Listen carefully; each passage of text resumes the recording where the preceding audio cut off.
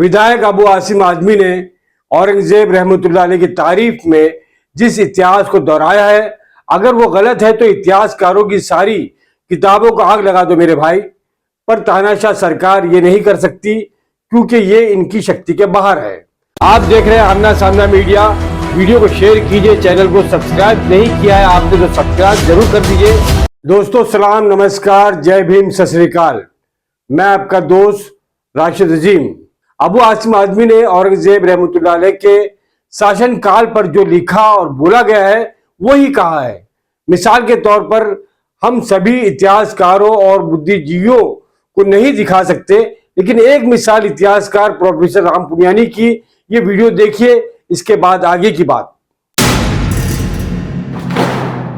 दोस्तों, अभी महाराष्ट्र में एक फिल्म काफ़ी चर्चा में है, उसका नाम है छावा। ये इस कहानी पर आधारित है जिसमें औरंगज़ेब ने छत्रपति संभाजी महाराज को बहुत यातनाएं दी।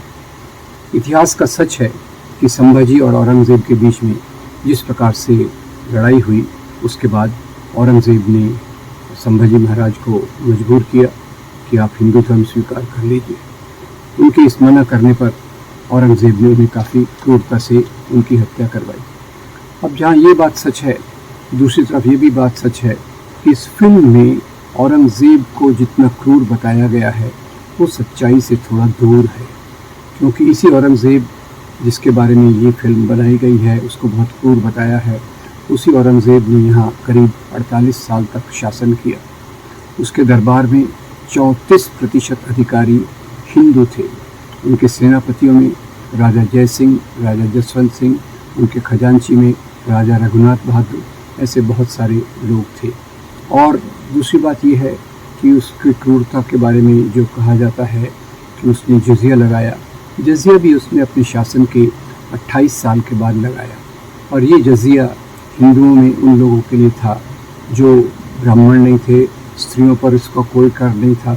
और ये खैर एक गलत बात थी, पर राजा लोग अलग अलग प्रकार के टैक्स लगाते हैं। इसका मुख्य कारण ये था हिंदुओं पर लगाने का कि मुसलमान तो वैसे भी ज़कात देते हैं जो 2.5% होता है, और जजिया को 1.25 के रूप में रखा गया। तो खैर गलत बातें तो इतिहास में हुई हैं, पर क्या आज हम उनका बदला ले सकते हैं? क्या उसमें एक प्रकार से जो आक्रामकता दिखाई जा रही है औरंगज़ेब के खिलाफ, क्या वो उचित है? इतिहास में कई राजाओं ने कई प्रकार के अत्याचार किए। कई राजाओं की सेना दूसरे क्षेत्र में लूट मार करने गई। हम जानते हैं हमारे आदरणीय छत्रपति शिवाजी महाराज की सेनाएं भी कल्याण लूटमार करने गई थी, सूरत लूटमार करने गई थी। और इस लूटमार में कोई प्रेम मोहब्बत से नहीं रहता, इसमें तो आक्रमण होता ही है। तो खैर औरंगज़ेब की कब्र को इस प्रकार से डिमोलिश करने की, तोड़ने की जो बात कह रही है, वो मेरे ख्याल से उस पर विचार की ज़रूरत है। क्या हम इतिहास को इस प्रकार से मिटा सकते हैं? क्या इतिहास को गलत दृष्टिकोण से देखना चाहिए? क्या इतिहास के आधार पर आज हम अपनी गतिविधियों को करें? हमारा शुरुआत हुई थी 15 अगस्त 1947 से, और उसके बाद से पूरी न्याय व्यवस्था लागू हुई। उसी के आधार पर हमें रहना चाहिए, और पुराने स्ट्रक्चर्स से इस प्रकार से खिलवाड़ करना, तोड़ना, बनाना, ये हमारे समाज की प्रगति का लक्ष्य नहीं है।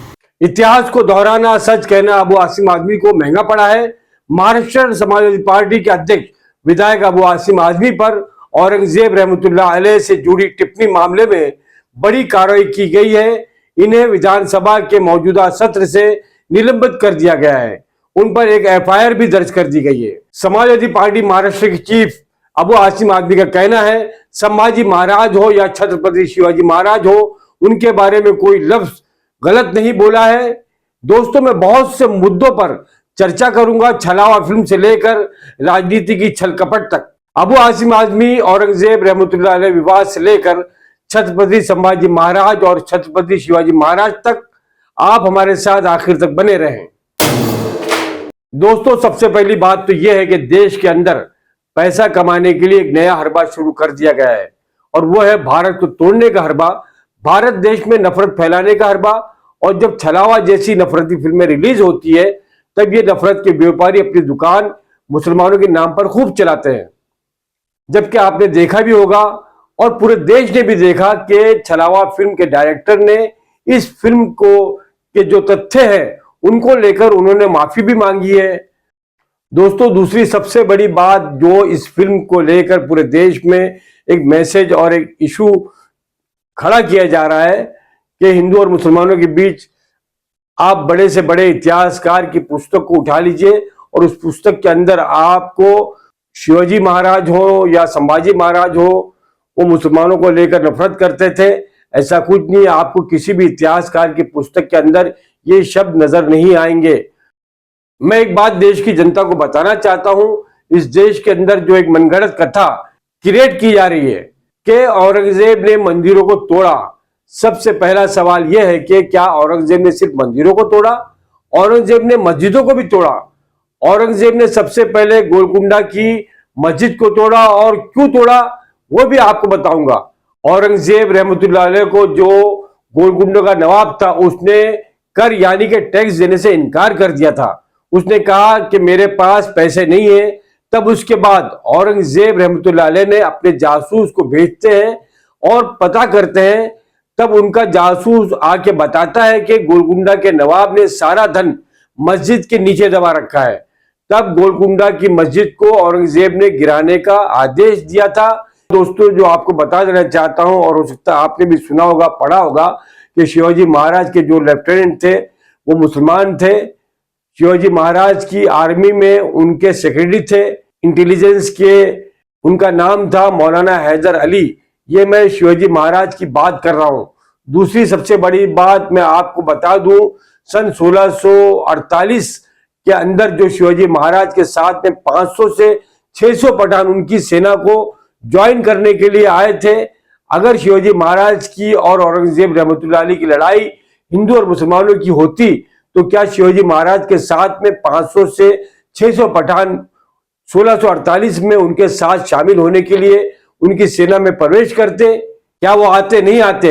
ये पूरी तरह से एक बवाल खड़ा किया जा रहा है कि देश में कि ये मुसलमानों और हिंदू के बीच में लड़ाई थी, जबकि इस देश में जितनी भी लड़ाइयां हुई है, चाहे वो शिवाजी महाराज और औरंगजेब की हो, चाहे फिर वो लड़ाई अकबर और राणा प्रताप की हो, ये लड़ाइयां सिर्फ और सिर्फ राज्यों को लेकर हुई है, ना कि धर्म, मजहब और जात के नाम पर। दोस्तों, आपको बता दें कि महाराष्ट्र के संसदीय कार्य मंत्री चंद्रकांत पाटिल ने सदन में अबू आसिम आदमी के खिलाफ प्रस्ताव पेश किया था कि इनको सदन से निलंबित किया जाए, जिसके बाद महाराष्ट्र के अलावा यूपी में भी घमासान दिखाई पड़ रहा है। समाजवादी पार्टी के राष्ट्रीय अध्यक्ष अखिलेश यादव ने भी अबू आसिम आदमी का समर्थन करते हुए बीजेपी पर हमला बोला है। वहीं दूसरी तरफ अगर देखिए तो खुद के निलंबन को लेकर समाजवादी पार्टी के विधायक ने सवाल उठाया है, यानी सवाल, बवाल, घमासान सब जारी है। दरअसल महाराष्ट्र के सपा विधायक अबू आसिम आदमी के औरंगजेब पर दिए गए बयान से यूपी में भी सियासी तूफान अपने चरम सीमा पर है। बुधवार को विधान परिषद को संबोधित करते हुए मुख्यमंत्री योगी आदित्यनाथ ने सपा सरकार को जमकर घेरा, अबू आसिम आदमी को पार्टी से निकालने की मांग की, साथ ही चेतावनी दी कि अगर ऐसे विधायकों को यूपी भेजा जाएगा तो उनका इलाज करने में देर नहीं लगेगी। समाजवादी पार्टी का नेता, आपका विधायक घोषणा करो ना, उस कमबख्त को निकालो पार्टी से और उसको एक बार यूपी भेज दीजिए, बाकी उपचार हम अपने आप करवा लेंगे। जो व्यक्ति छत्रपति शिवाजी महाराज की परंपरा पर गौरव की अनुभूति करने की बजाय लज्जा महसूस कर रहा हो और औरंगजेब को अपना नायक मान रहा हो, क्या उसको भारत के अंदर रहने का अधिकार होना चाहिए क्या? इस पर सपा अध्यक्ष अखिलेश यादव ने सोशल मीडिया पर बयान जारी किया है। अखिलेश यादव ने कहा कि निलंबन का आधार यदि विचारधारा से प्रभावित होने लगेगा तो अभिव्यक्ति की स्वतंत्रता और परतंत्रता यानी कि इजहार आजादी और गुलामी में भला क्या अंतर रह जाएगा। वो आगे लिखते हैं कि हमारे विधायक हो या सांसद, उनकी बेखौफ दानिशमंदी बेमिसाल है। कुछ लोग अगर सोचते हैं कि निलंबन से सच की जुबान को कोई लगाम लगा सकता है तो फिर ये उनकी नकारात्मक सोच का बचपना है। आजाद ख्याल कहें आज का नहीं चाहिए भाजपा। ये लाइन अखिलेश यादव की है जो सोशल मीडिया पोस्ट पर बहुत वायरल हो रही है, जो आप ये देख रहे हैं हमारी स्क्रीन पर। वहीं निलंबन के बाद समाजवादी पार्टी के विधायक अबू आसिम आदमी कहते हैं, आज मुझे असेंबली से खबर मिली कि मुझे इस बजट सेशन पूरे सेशन के लिए सस्पेंड कर दिया गया है। मेरी तबीयत ख़राब है, ज़ुकाम मुझे हुआ, मैं असेंबली गया नहीं था। 2 दिनों से मेरे खिलाफ बहुत आंदोलन चल रहा है। मुझे तज्जुब है कि मैंने असेंबली के अंदर कोई ऐसी बात नहीं किया। मैंने बाहर कुछ प्रेस वालों के किसी सवाल के जवाब में वो बातें बोल दी जो इतिहासकारों ने, हिस्टोरियन ने जो लिखी हैं बातें, जो रोज़ाना कॉलेजेस में, स्कूलों में, बड़ी मीटिंगों में जा कर के वो हिस्टोरियन लोग बच्चों को बताते हैं, वही बातें मैंने बोल दी। तो इसके ऊपर इतना बड़ा गुनाह कि मुझे सस्पेंड किया गया। और मैंने असेंबली का सेशन चले, बजट सेशन है, कारपोरेशन इलेक्शन नहीं हुआ है, लोगों को काम रुके हुए हैं, तो मैंने यहाँ तक भी कह दिया कि भाई मैंने जो कहा बोला है, मैं अपनी बातों को वापस लेता हूँ। इसलिए मैंने कोई गलत चीज़ बोला नहीं था, लेकिन फिर भी वापस लिया मैंने कि सेशन चलता रहे, ये सब प्रॉब्लम नहीं हो। मैं अब जो है मैं पूछना चाहता हूँ महाराष्ट्र सरकार से कि क्या दोहरा कानून चलेगा यहाँ पर? प्रशांत कोलरकर साहब ने और राहुल शोलापुरकर साहब ने छत्रपति शिवाजी महाराज को कैसे अपमानित किया है, कि कैसे कैसे अल्फाज बोले हैं। मैं अपने मुँह से वो चीज़ें, अपने उन महापुरुषों के बारे में इनके कही हुई बातों को दोहराना भी अपने की शर्मिंदगी महसूस करता हूँ, लेकिन उस पर उनको जेल नहीं, उनको कुछ नहीं हुआ। अब मैंने एक चीज़ बोला जो इतिहासकारों ने बोला था, उसके ऊपर इतना बड़ा एक्शन। देखिए, अबू आसिम का मतलब कि मेरे पीछे 5 लाख जनता है और इस जनता के कामों को लेकर असेंबली में मुझे बात करना, डेवलपमेंट की बात करना, फंड की बात करना, ये सब रह गया। आपकी बार आपने रोक दिया इसको। मैं समझता हूँ कि ये सस्पेंशन जो हुआ है ना, इस पर दोबारा गौर करना चाहिए। कहीं ना कहीं इसमें ज्यादती हो रही है मेरे साथ, गलत कानून के मुताबिक नहीं, अपनी मनमानी हो रहा है ये। मैं ज़रूर वकीलों से बात करूंगा, कोर्ट में जाऊंगा, पहले अपने स्पीकर साहब के पास जाऊंगा कि आप न्याय कीजिए। मुझे अफसोस है इस बात का कि किसी इतिहासकार की कही हुई बात के ऊपर निलंबन कर दिया गया और कुछ लोग खुलेआम उन महापुरुषों के बारे में कैसे कैसी बातें कर रहे हैं। न उनकी किताब को बैन किया गया है, न उन पर कोई केस किया गया है। क्या है ये?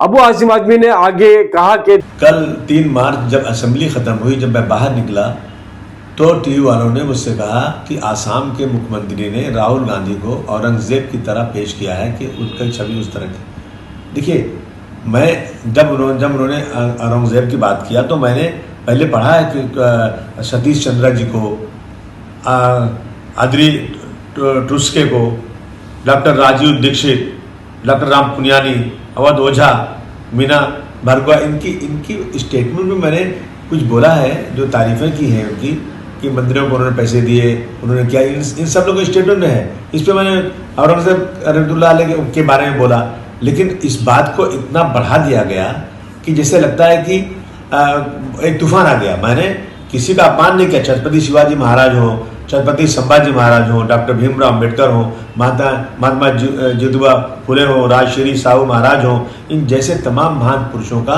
हम आदर करते हैं और हमें आदर करना, पूरे देश को आदर करना चाहिए। हम आदर करते हैं। इन्होंने सारे समाज के लिए, सारे धर्म के लोगों को बराबर का दर्जा दिया था। मैंने इन हिस्टोरियन की लिखी हुई किताब, इनके स्टेटमेंट के ऊपर मैंने जो औरंगज़ेब की तारीफ़ किया, मैंने कभी अपने किसी महापुरुष, चाहे संभाजी महाराज हो, छत्रपति शिवाजी महाराज हो, उनके बारे में कोई एक लफ्ज़ गलत नहीं बोला है।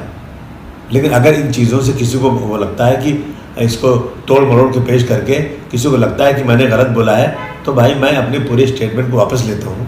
असेंबली चलना चाहिए, असेंबली में बहुत सारे काम है। इन इशू पर असेंबली रोकी जाए, मैं समझता हूँ ये महाराष्ट्र की जनता का बहुत सारा काम रुकेगा। दोस्तों, अबू आसिम आदमी ने जो औरंगजेब को लेकर जो टिप्पणी की थी, जो तारीफ की थी, उस बयान को उन्होंने वापस लिया। मुझे इस बात पर ताजदार ताज रहमतुल्लाह अलैह का एक शेर याद आ रहा है कि सुलह की इस पेशकश को मेरी कमजोरी ना जान, सुलह की इस पेशकश को मेरी कमजोरी ना जान, अपने लश्कर से मुझे खतरा है, डर तेरा नहीं। आइए दोस्तों आगे बढ़ते हैं। दोस्तों, आपको बता दें कि इस बीच उप मुख्यमंत्री एकनाथ शिंदे से लेकर उद्धव ठाकरे ने और सारे अपक्ष और विपक्ष के लोगों ने मिलकर यहां से लेकर बिहार तक, बिहार से दिल्ली तक सारे लोग एक जगह इकट्ठा हो गए और अबू आसिम आदमी पर निशाना लगाने लगे। इस बीच उप मुख्यमंत्री महाराष्ट्र एकनाथ शिंदे ने एक बार फिर अबू आसिम आदमी पर निशाना साधते हुए इन्हें देशद्रोही करार दिया। एकनाथ शिंदे यही नहीं रुके, धमकी देते हुए कहते हैं कि अबू आसिम आदमी को महंगा पड़ेगा, महाराष्ट्र की जनता उन्हें माफ नहीं करेगी। औरंगजेब का जो कहा है, उसने औरंगजेब के बारे में अच्छा प्रशासक कहा है, उसका अधिकार क्या है? ये अबू आसिम आदमी को महंगा पड़ेगा, ये महाराष्ट्र की जनता उनको माफ नहीं करेगी। छत्रपति शिवाजी महाराज और छत्रपति संभाजी महाराज हमारे देवता हैं, और जो अन्याय अत्याचार औरंगजेब ने इस महाराष्ट्र की धरती पर किया है, माँ बहनों पर अत्याचार किया है, मंदिरों को तोड़ा है, छत्रपति शिवाजी महाराज जी को अन्याय अत्याचार, उनके आंखें निकाली, नाखून निकाले, जबान निकाली, सब कुछ किया, फिर भी छत्रपति संभाजी महाराज के बलिदान देने के बाद भी जीत गए, और औरंगजेब जीतने के बाद भी हार गया और दिल्ली तक नहीं पहुंच सका। उसको यहीं गड़ना पड़ा, यहीं मरना पड़ा। अबू आसिम आदमी इसके बाद हमारे देव देवताओं के बारे में अगर ऐसे कुछ व्यक्तित्व करेंगे, स्टेटमेंट करेगा, तो महाराष्ट्र की जनता उन्हें माफ नहीं करेगी। दोस्तों, आपको बता दें कि मुंबई पुलिस ने अबू आसिम आदमी के खिलाफ मुगल बादशाह औरंगजेब की तारीफ करने वाली टिप्पणी के मामले में जांच भी शुरू कर दी है। लोकसभा में शिवसेना के सांसद नरेश भास्के की शिकायत पर थाने की पुलिस कथित तौर पर धार्मिक भावनाओं को ठेस पहुंचाने के प्रयास के आरोप में अबू आसिम आदमी के खिलाफ एफआईआर दर्ज भी कर दी गई है। सपा नेता के इस बयान पर सियासी घमासान, जो कि निंदाजनक है, मुगल बादशाह औरंगजेब रहमतुल्लाह अलैह की तारीफ अब कितनी सियासी सरगर्मी पैदा कर रही है, इस बात का अंदाजा इससे लगाइए कि महाराष्ट्र का ये मामला अब यूपी तक जा रहा है और लगातार इसको बीजेपी जमकर उठा रही है। सिर्फ यूपी नहीं, ये मामला बिहार, आसाम और पूरे हिंदुस्तान भर में गरमाया जा रहा है, और इस इश्यू को ज्यादा बड़ा चढ़ाकर पेश किया जा रहा है। अबू आसिम आदमी पर अब एफआईआर तक हो चुकी है। फिरका परस्ती का ये सियासी घमासान थमने का नाम नहीं ले रहा है।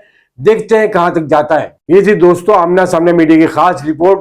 कैमरा पर्सन शाहीन पटेल के साथ आपका दोस्त राशिद अजीम इजाजत चाहता है। शुक्रिया। जय हिंद, जय महाराष्ट्र।